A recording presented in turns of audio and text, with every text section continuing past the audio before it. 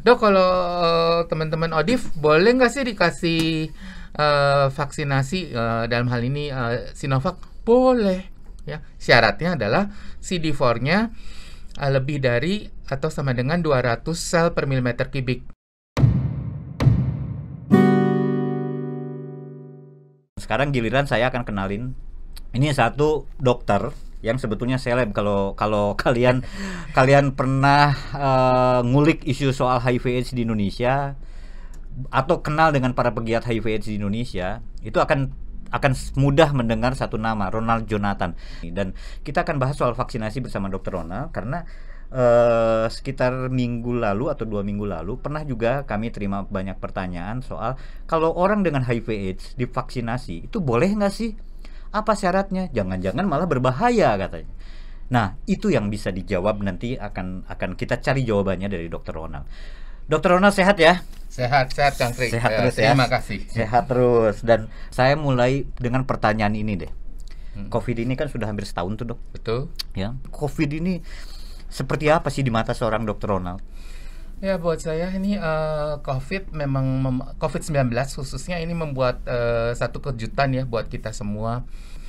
Nah, kita lihat COVID-19, kalau dilihat sih sebenarnya bukan barang yang totally baru ya. Soalnya kan coronavirus itu sudah dideteksi di hewan itu sekitar tahun 1930-an dan di manusia juga ada dari 1960-an ya, yang dibilang dengan yang mungkin istilahnya adalah corona yang awal ya, yang klasik gitu ya istilahnya.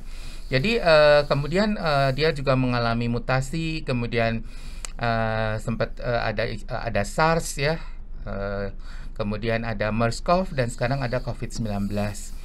Jadi kalau dilihat sih awal-awalnya mungkin sebagian dari kita pernah ada yang kena corona yang original itu ya, dalam bentuk batuk pilek atau yang kita biasa ngomongnya flu Flu atau ya? mungkin bahasa yang benarnya adalah common cold gitu. Common cold. Nah, jadi apa itu COVID? Kok bisa sampai luar biasanya sampai kayak gini, Dok?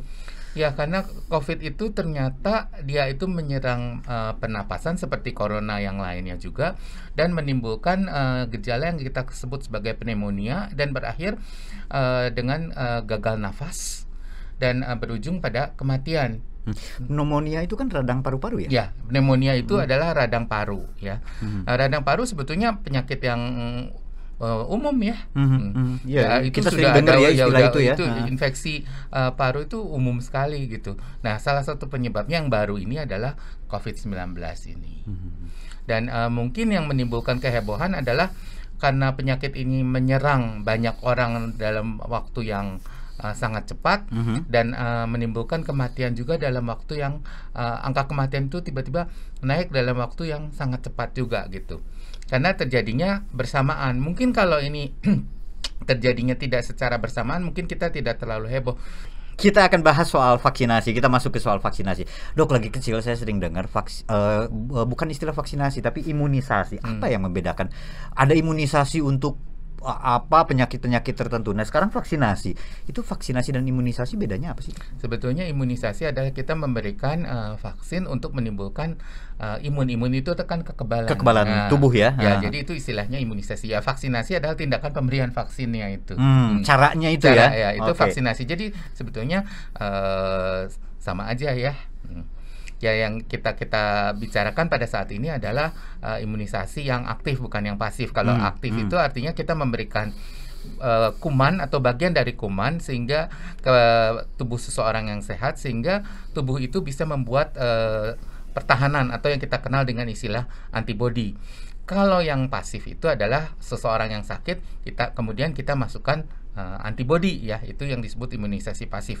Nah, kita pada saat ini akan membahas tentang imunisasi yang aktif atau yang kita kenal dengan yang kita akan bahas ini dengan istilah yang sekarang lebih populer yaitu vaksinasi. Vaksinasi, oke, itu ya gambarannya ya. Nah, mari jelaskan lagi dalam bahasa manusia lagi nih, Dok.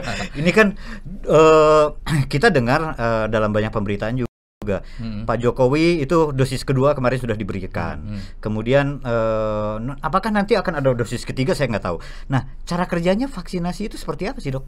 Cara kerjanya yaitu, jadi kalau untuk vaksin yang sekarang digunakan yaitu dari Sinovac yang diproduksi oleh RRC itu adalah kita diberikan vaksin yang inactivated, artinya vaksin yang sudah kuman yang sudah atau virus yang sudah dimatikan, kemudian dimasukkan ke dalam tubuh kita, sehingga tubuh kita itu akhirnya mengenal. Ini kan biasanya tubuh kalau ada benda asing masuk nih, dia akan bentuk yang namanya antibody. Atau pertahanan. Karena ada benda asing ya. Ya, ada benda asing. Nah, jadi kalau nanti ada benda asing lagi masuk, badan tuh udah punya kayaknya memori gitu, ingatan. Nih ada musuh masuk nih. Nah, ayo kita lawan. Kalau sebelumnya kan masuk bingung gitu. Ini kan, nah dengan adanya antibody itu, maka ketika ada virus COVID masuk, diharapkan bisa dilakukan perlawanan. Gitu. Nah, itu tahapannya kok kita dengar tadi ada dosis pertama, kemudian nanti ada dosis kedua. Itu memang berapa kali, Dok, biasanya pemberian vaksinasi? Sih 2 kali pemberian vaksinasi. 2 kali. Memang kita berharapkan sampai terbentuknya antibody tadi. Sebetulnya tahapan pertama itu adalah antibodinya diharapkan sudah mulai terbentuk. Tetapi, di tahapan pertama. Ya. Tetapi belum optimal. Nah, diharapkan dengan pemberian yang kedua akan lebih optimal lagi. Oke, nah jadi dosis pertama dilakukan, kemudian dosis kedua itu semua untuk yang untuk yang dalam hal vaksinasi COVID-19 ini yang Anda ketahui memang 2 kali pemberian dosis. 2 kali pemberian ya, dengan dosis. selang 14 hari. Tetapi ini diberikan dalam jangka 14 hari sih karena situasinya emergency ini, karena situasi pandemi. Tetapi nanti kalau semua masa pandemi ini sudah berakhir, maka kemungkinannya adalah pemberiannya adalah diberikan dengan selang 1 bulan, 28 hari. 28 hari. Oh, jadi dalam situasi normal itu 28 hari ya. Tapi karena ini wabah pandemi, jadi kemudian kita akan bahasnya ini situasi darurat nih. Maka kemudian dilakukan dalam waktu 14 hari 2 mingguan ya. Nah, sebagai tenaga kesehatan sudah divaksin, Dok? Sudah, saya sudah divaksin. Dia mah enak, termasuk yang pertama, dapat prioritas ya. Saya 1 minggu sesudah Pak Jokowi, dan nanti hari Kamis tanggal 4 Februari saya akan mendapatkan vaksinasi yang kedua. Dosis kedua. Nah, oke, sekalian cerita dong. Itu kan disuntik. Oke, saya nggak akan bicara soal masa dokter takut suntikan, nggak. Kan kita pernah lihat ya kayak di YouTube ya. Iya, di YouTube banyak kan gitu, yang ya wajar lah, banyak juga kan orang yang takut dengan alat-alat tajam seperti itu kan. Nah, tapi saya nggak akan bahas soal takutnya sama jarum suntik. Apa yang terasa setelah divaksin? Buat saya sih aman sentosa. Saya nggak ada masalah sama sekali. Cuma kalau saya dengar dari teman-teman, bukan banyak kan ya, sebagian ada yang ngeluh ngantuk katanya. Bawaannya ya, kalau ngantuk mah nggak apa-apa lah, malah jadi enak tidurnya ya.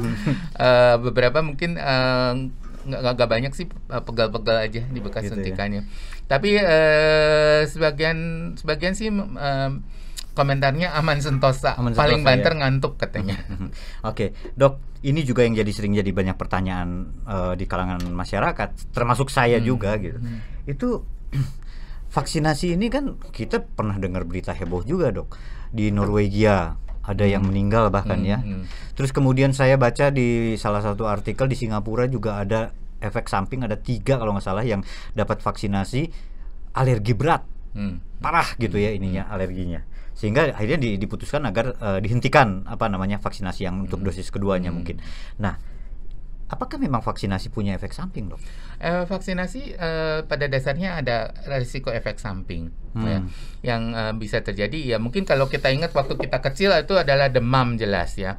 Kemudian tapi ingat setelah disuntik ya. Tapi ingat ya, tidak semua orang yang diberikan vaksinasi akan mengalami efek samping. Efek samping itu adalah efek yang tidak dikehendaki, yang tidak terjadi pada semua orang yang mendapatkan obat ataupun vaksinasi di sini.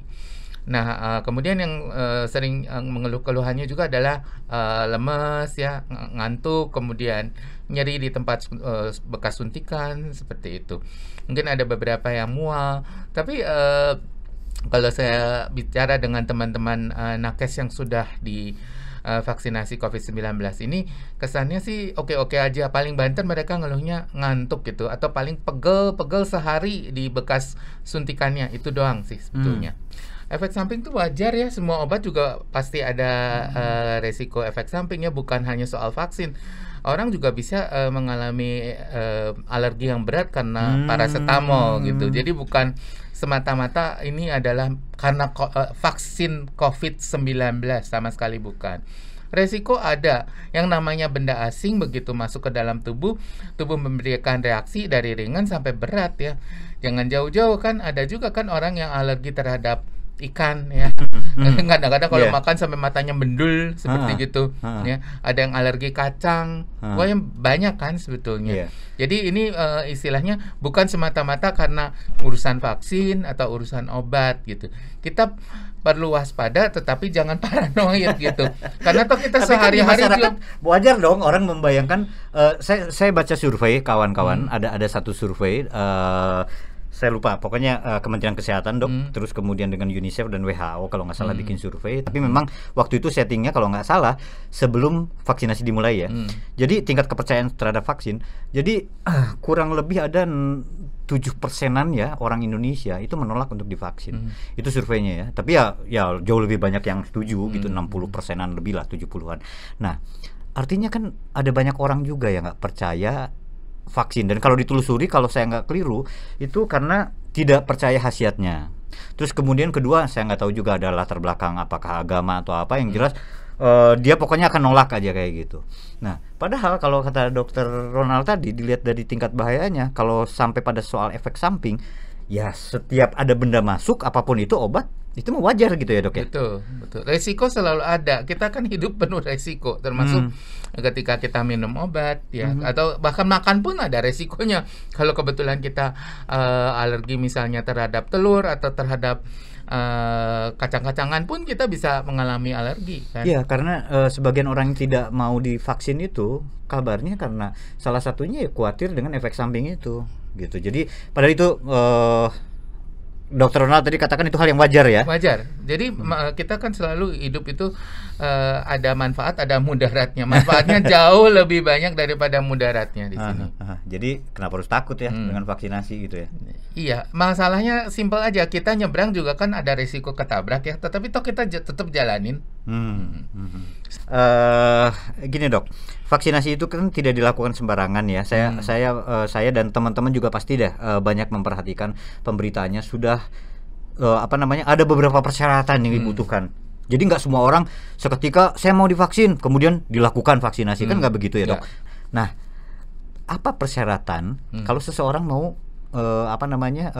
dapat vaksinasi tadi dok? Sebetulnya persyaratan itu ada banyak sih. Nanti kalau Anda datang ke tempat vaksin, nanti akan ada kuesioner dan Anda diharapkan untuk menjawab yang dengan jujur. Misalnya kalau Anda penyintas COVID maka tidak akan diberikan dulu. Oke. Kenapa dok? Karena dianggapnya sudah mempunyai antibodi dan punya pengalaman tubuhnya ya. Tapi bukan berarti nanti nggak akan divaksin. Akan divaksin tetapi diprioritaskan buat mereka yang belum pernah terinfeksi. Artinya belum ada antibodinya. Ya, jadi buat teman-teman yang sudah penyintas COVID, jangan khawatir, Anda juga akan nanti ada gilirannya untuk dapat vaksinasi tentunya. Karena antibodinya tidak akan ada seterusnya gitu. Dari beberapa penelitian menyatakan antibodi pasca terinfeksi COVID itu ada yang mengatakan bertahan sekitar 6 bulan, ada yang mengatakan sampai 12 bulan, kita belum tahu persis berapa. Tapi kisarannya adalah tidak lebih dari setahun gitu. Nah, kita berharap kekebalannya itu. Iya. Nah, kita berharap sih dengan vaksinasi ini kekebalannya bisa minimal menyamai lah dengan ya minimal setahun lah, jadi kayak imunisasi vaksinasi influenza yang tiap tahun gitu, seperti itu. Nah, kemudian persyaratan yang lainnya adalah dalam 1 minggu ini tidak mengalami ISPA ya. Kemudian artinya dia tidak ada penyakit-penyakit yang lain gitu. Misalnya kalau autoimun itu tidak diperkenankan. Oh, yang berarti yang lupus kayak lupus gitu. Ini kita bicaranya Sinovac ya. Untuk vaksin yang lain kita nggak tahu karena kita kan ini lagi bicara konteksnya Sinovac. Sinovac ya, karena teman-teman juga perlu paham ya, kita akan dapat, kalau saya nggak salah Menteri Kesehatan udah bilang akan ada 7 ya. Ya, nanti mungkin ada yang dari ada yang dari Pfizer, kemudian juga dari AstraZeneca, kemungkinan Moderna, ya. Kemudian ada yang namanya Novavax juga, seperti itu. Yang saya soroti juga ialah kalau hipertensi. Nah, kalau hipertensi bukannya nggak boleh. Tekanan darah tinggi itu biasanya sebelum di vaksin akan ditensi terlebih dahulu. Ya, kalau memang tinggi biasanya ditunda dulu. Kalau misalnya ada yang diabetes mellitus, ya khususnya yang itu tipe 2, nah itu kita harus ada data bahwa kadar gula darahnya terkendali. Ya, tapi oke lah. Buat kita mungkin itu yang penting nanti kan screening itu dilakukan di layanan ya. Sewaktu kalian akan dapat vaksinasi, pasti petugas yang bersangkutan akan menjelaskan, Anda belum tepat nih kalau saat ini gitu kan ya. Oke, yang pasti kan kita bisa memastikan petugas akan melakukan dengan yang terbaik. Nah, syarat berikutnya apa lagi, Dok? Yang boleh mendapatkan vaksinasi? Nah, kalau mungkin ada yang nanya, saya nih lagi kena TBC, boleh nggak? Kan TBC itu banyak di Indonesia ya. Oh iya, benar. Kalau untuk yang tuberkulosis itu boleh asal sudah minum oral anti tuberkulosis minimal 2 minggu. Oh, jadi kalau dia sudah minum obat minimal 2 minggu boleh? Boleh. Ya, seperti itu. Kemudian tidak ada misalnya di sini gangguan pencernaan atau penyakit yang berkaitan dengan pencernaan yang berat, misalnya. Kemudian tidak diperkenankan untuk diberikan, artinya misalnya ada yang ditunda ya. Yang ditunda itu terutama yang autoimun ya. Autoimun tuh ditunda. Kemudian kalau misalnya datang itu akan diukur suhunya. Kalau suhunya lebih dari 37,5 maka akan ditunda. Oke. Jadi kalau panas lah ya 37,5 itu ditunda dulu sampai kemudian panasnya turun. Itu kenapa? Karena diasumsikan lagi demam atau? Ya, lagi demam ya kan, juga mengingat jangan sampai nanti ketika kita berikan vaksinasi malah demamnya meningkat seperti itu, atau dia memang kebetulan sedang sakit yang berkaitan dengan COVID, karena salah satu tanda COVID adalah demam walaupun bukan satu-satunya tanda tentunya. Kemudian mereka yang ada kontak erat ya dengan pasien-pasien COVID, misalnya yang serumah misalnya, itu yang simpelnya aja ya. Orang-orang yang COVID khususnya dalam 14 hari, nah itu juga biasanya ditunda dulu. Ditunda dulu. Kenapa, Dok ya? Ya karena takutnya bukankah mereka itu kelompok yang rentan sebetulnya? Ya, tapi karena dia sudah kontak, ada kemungkinan dia kan sudah terinfeksi. Berarti memang kita mengikuti anjuran, yaitu kalau orang serumah, di serumahnya ada yang COVID, ya keluarganya harus menjalani isolasi, swab, kemudian swab juga ya untuk menentukan apakah terinfeksi COVID atau tidak begitu. Jadi swab idealnya ya kalau bisa dengan PCR, kalau enggak ya dengan antigen, tetapi ya PCR tetap menjadi gold standard gitu. Iya. Nah, Dr. Ronald, tadi beberapa persyaratan sudah kita dengar. Nah, ini yang sering jadi pertanyaan, terutama karena Indonesia Tanpa Stigma ini kan sering membahas soal HIV dan AIDS juga nih, Dok.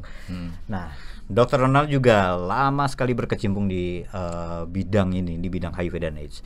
Pernah ada pemberitaan orang dengan HIV dan AIDS itu tidak boleh dapat vaksinasi. Tapi ada juga yang mengatakan boleh dengan catatan tertentu, dengan syarat tertentu. Gimana kalau orang dengan HIV AIDS? Nah, teman-teman, sebentar saya kayaknya perlu meluruskan dulu. Mungkin teman-teman sempat lihat di sosial media itu ada semacam flyer ya yang menyatakan penyakit-penyakit berikut ini tidak boleh diberikan itu. Nah, itu tolong ya jangan diambil menjadi patokan, karena sebetulnya ada penjelasan lanjutannya. Tidak sesimpel itu. Karena ada yang dikatakan layak, tidak layak, kemudian diberikan atau ditunda. Jadi layak itu ada dua, layak tetapi ditunda dulu, misalnya karena ada suhunya lebih dari 37,5. Atau misalnya tidak layak, misalnya pada pasien-pasien autoimun, misalnya itu tidak layak. Tidak layak artinya dia tidak akan diberikan vaksin Sinovac gitu, seperti itu. Nah, untuk ini saya sering mendapatkan pertanyaan, Dok, kalau teman-teman ODIF boleh nggak sih dikasih vaksinasi dalam hal ini Sinovac? Boleh ya. Syaratnya adalah CD4-nya lebih dari atau sama dengan 200 sel per milimeter kubik. Nah, Data yang kapan nih dok? Saya terakhir periksa 2 tahun yang lalu. Nah, idealnya adalah kita kan biasa periksa CD4 kan tiap 6 bulan. Nah, kalau memungkinkan adalah data CD4 3 bulan terakhir, kalaupun tidak 6 bulan terakhir. 6 bulan terakhir 6 bulan ya. terakhir ya, karena kita mengacu kepada bahwa CD4 idealnya diperiksa tiap 6 bulan. Walaupun saya tahu pemeriksaan CD4 ini terakhir ini sudah jarang dilakukan, termasuk dari program pemerintah juga jarang karena ketiadaan reagen di masa COVID. Kemarin itu yang ada malahan pemeriksaan viral load ya, atau jumlah virusnya. Nah, idealnya adalah teman-teman CD4-nya lebih dari atau sama dengan 200. Kalau kurang dari 200 gimana dok? Kalau kurang dari 200 Anda divaksinasi, resikonya adalah tidak terbentuk antibodi. Jadi percuma begitu ya.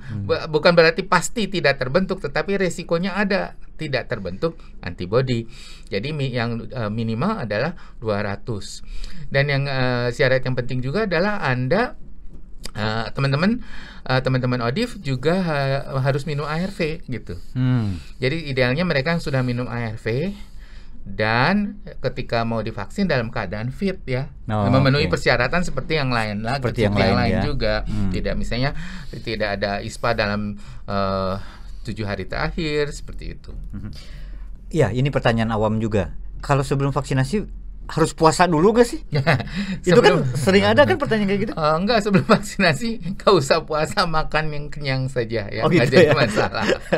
Oke, nah balik lagi ke soal HIV dan AIDS tadi, berkaitan sama COVID-19. Artinya kan teman-teman harus pastiin dulu untuk orang dengan HIV itu dia harus memastikan dalam 6 bulan terakhir CD4-nya di atas 200 gitu ya. Nah, tadi bagaimana kalau misalnya di bawah 200 dia harus meningkatkan dulu ya? Ya, mau nggak mau ya, karena betul. risikonya seperti kata Dokter Ronald tadi. Betul. Itu ada risiko antibodinya nggak akan terbentuk kan gitu. Betul. Nah dok, apalagi dari orang dengan HIV yang perlu diketahui kalau mau vaksinasi? Ya kalau misalnya dia dalam keadaan sakit, misalnya lagi meningitis, jelas nggak akan dikasih ya. Oh iya ya. Ya jadi artinya paling ideal adalah Anda konsultasi dengan dokter pemberi ARV-nya. Ya konsultasi dulu.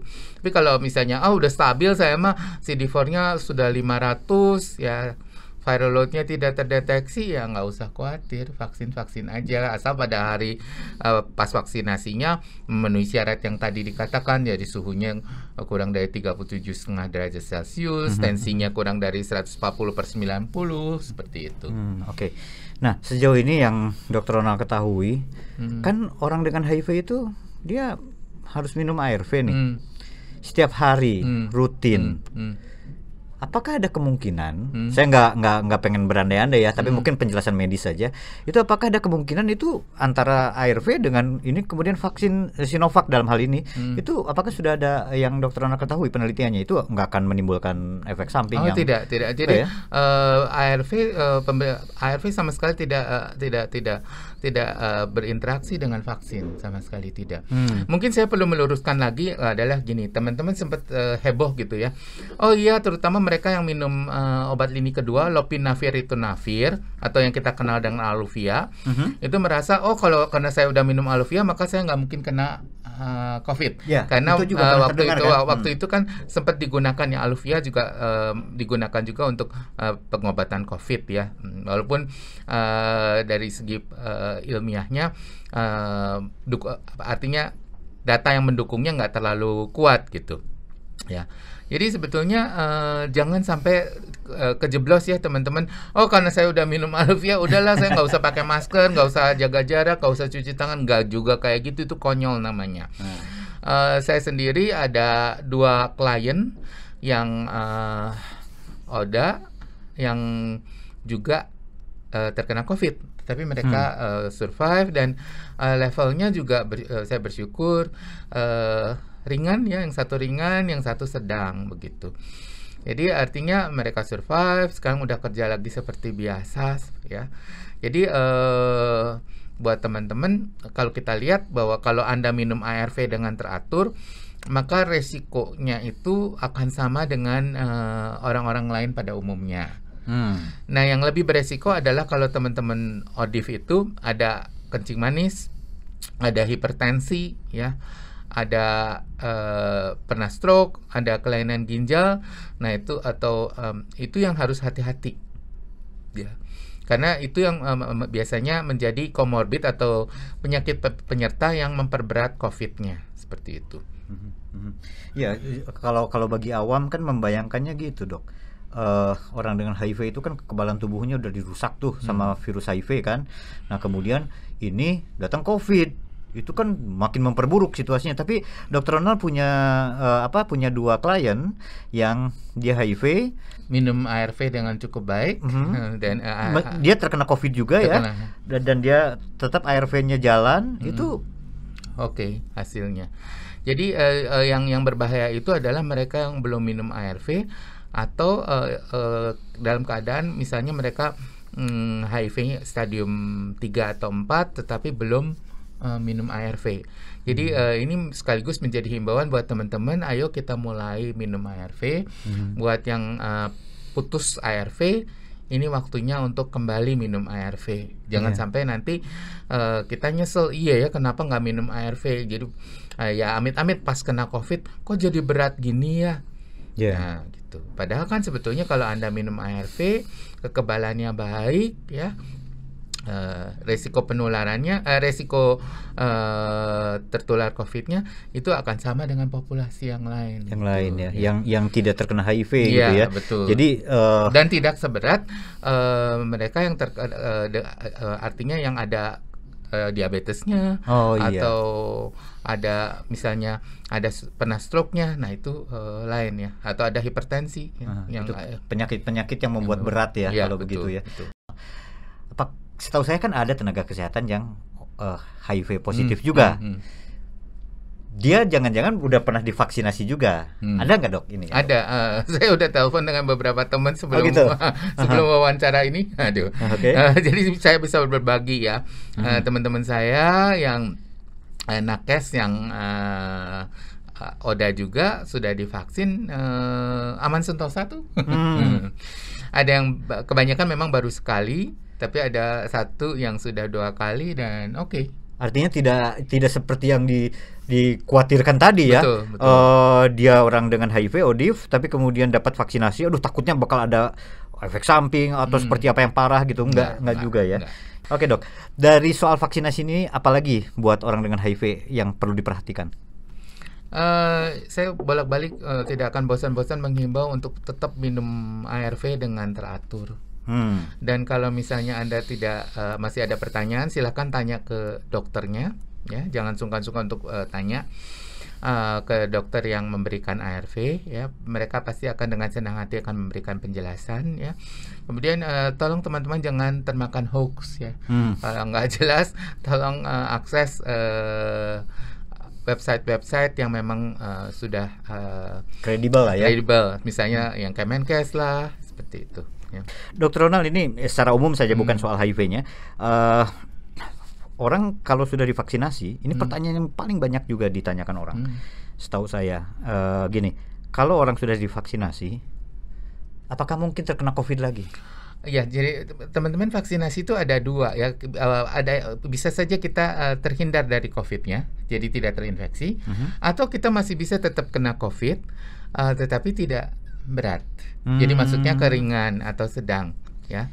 Jadi kayak misalnya saya baca laporannya, misalnya dari teman-teman yang kemarin ikut uji klinis 3 yang di Bandung itu kan ada dari yang divaksin itu dari sekitar 800-an itu kalau nggak salah tuh ada sekitar 7 atau 8 yang terkena COVID, tetapi semuanya ringan begitu. Jadi artinya itu juga apakah itu bisa dipastikan itu karena vaksinasi ringannya itu? Biasanya kan tujuan target dari vaksinasi adalah artinya kita sulit ya untuk menyatakan itu. Tapi kalau dilihat gini, iya berarti ada unsur faktor dari antibodi yang terbentuk. Apalagi kan kalau dalam uji klinis pasti kan dilihat antibodinya terbentuk tidak. Iya benar. Ya, jadi kan ini bukan hoax gitu, bukan berita. Jadi mereka kan pasti akan periksa dan akan ukur kan antibodinya terbentuk nggak.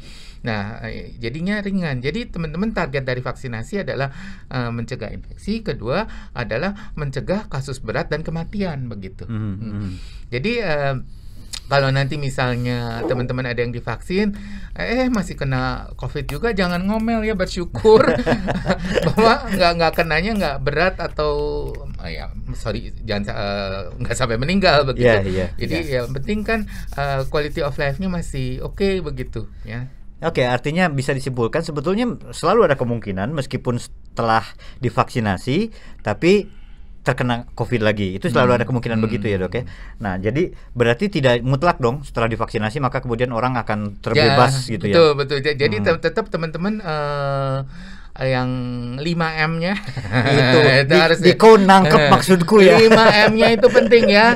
Satu, pakai masker, ya. Kedua, cuci tangan, ya. Kemudian melakukan menjaga jarak ya. Saya lebih suka dengan physical distancing bukan social distancing. Untuk kemudian menghindari kerumunan ya. Ya, itu dia yang dimaksud dengan protokol kesehatan kan ya, Dok. Dan yang satu lagi, mengurangi mobilisasi kalau memungkinkan ya. Itu jadi 5M seperti itu. Dok, terakhir nih Dok, apa dari soal vaksinasi ini yang mau disampaikan ke para penonton Indonesia Tanpa Stigma nih? Ya teman-teman, ini kan ada kesempatan untuk divaksin. Kalau memang kitanya layak untuk mendapatkannya, ya go for it ya. Jangan termakan hoax, jangan ikut gerakan anti vaksin, karena vaksinasi ini akan menolong kita, artinya saya dan Anda semua.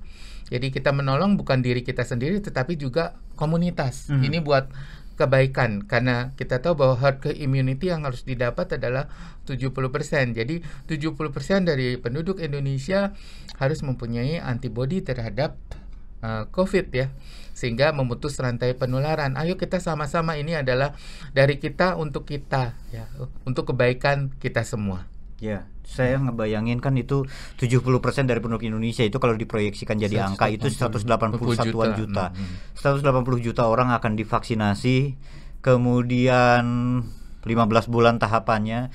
Nah, selama 15 bulan itu kan hidup berjalan terus nih, Dok. Betul, dan jangan lupa 5M. Ya, itu dia. Kawan-kawan, kami ingin selalu ngingetin teman-teman, meskipun sudah ada vaksinasi, meskipun sudah dimulai 13 Januari di Indonesia, dan kemudian mungkin nanti teman-teman juga akan mendapatkan kesempatan untuk divaksinasi itu, ya tapi tetap seperti yang Dr. Ronald tadi katakan, tolong tetap kita jaga yang namanya protokol kesehatan. Itu daek lahnya Doknya, itu mah mungkin udah harus jadi gaya hidup yang baru gitu ya. Betul, ini adalah yang disebut dengan adaptasi kebiasaan baru ya. Tujuannya adalah untuk melindungi diri sendiri dan melindungi orang lain. Jadi itu adalah tanggung jawab kita sebagai human being ya, sebagai manusia ya. Jangan egois, jangan mikirin diri sendiri, tetapi juga kita hidup bermasyarakat, kita juga harus peduli terhadap orang-orang di sekitar kita. Dan pertanyaan saya juga yang terakhir ini buat teman-teman, pilih mana, mau lebih lama lagi ini wabah? Malas banget kan, mudah-mudahan bisa lebih cepat gitu kan, karena kita semua udah pengen dalam artian kita udah pengen normal kembali, pengen beraktivitas seperti biasa, yang nggak punya kerjaan pengen kerja kembali, saya yakin itu, yang biasa di rumah cicing gawe ya mungkin satu waktu kita bisa mulai lagi. Makanya mari kita percepat gitu ya Dok ya. Kita percepat, kita ikuti deh anjuran kalangan medis. Kenapa? Karena buat saya ya itu yang harus kita lakukan kalau mau pandemi ini, wabah COVID-19 ini segera selesai, gitu kan. Mudah-mudahan. Dr. Ronald, terima kasih banyak. Sama-sama Kang Tri, senang sekali bisa ngobrol dengan Kang Tri dan juga teman-teman yang nonton lewat YouTube. Ya. Nanti kalau satu waktu kami undang lagi, mau dong? Sip, sehat terus ya Dok ya. Sama-sama. Teman-teman, kami pamit dulu. Kita dadah-dadah dulu Dok.